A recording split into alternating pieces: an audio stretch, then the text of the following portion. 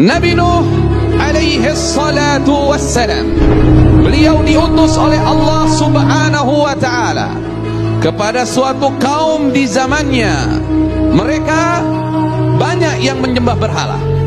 Kemudian ia mengatakan kepada kaumnya, sesungguhnya aku bagi kalian adalah pemberi peringatan yang nyata.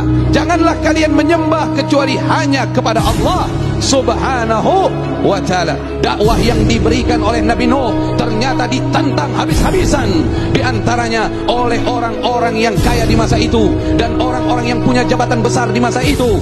Maka berkata para pembesar dari orang-orang yang menyekutukan Allah dari kaumnya Nabi Nuh, apa yang mereka katakan?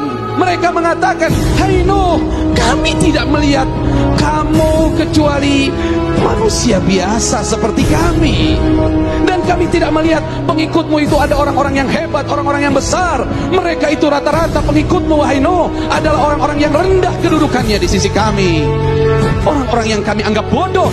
Allah subhanahu wa ta'ala memberikan wahyu kepada Nabi Nuh alaihi salatu wassalam, sesungguhnya dari kaummu tidak lagi ada yang akan beriman.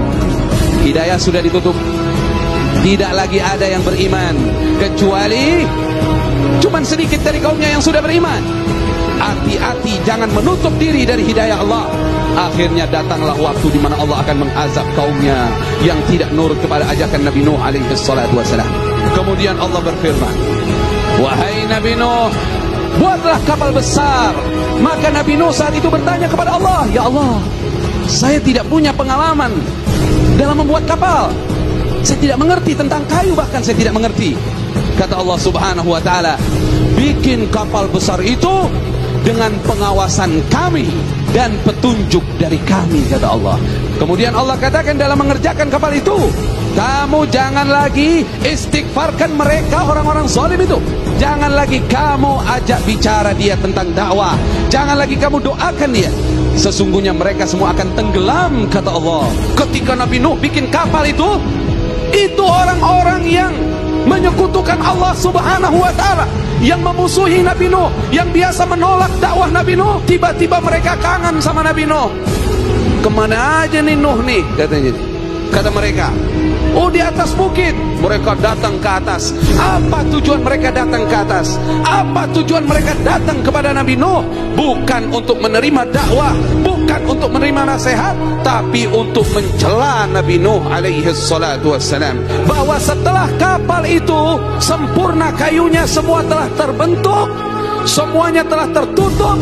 Kemudian Allah perintahkan, wahai Nuh, kalau sudah datang ciri-ciri akan datangnya azab, keluar air, wafarat tanur, keluar air dari tempat api.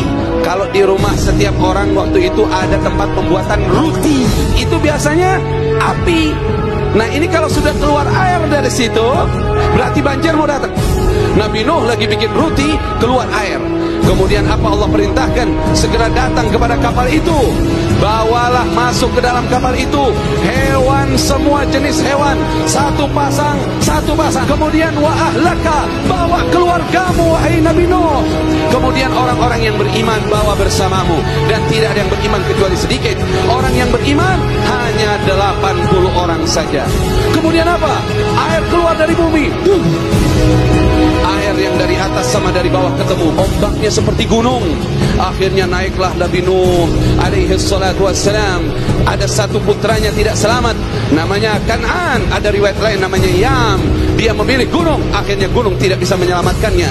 Dan berapa lama azab itu terjadi? Kurang lebih 6 bulan kejadian itu terjadi. Barulah Nabi Nuh dan pengikutnya selamat dari banjir besar itu.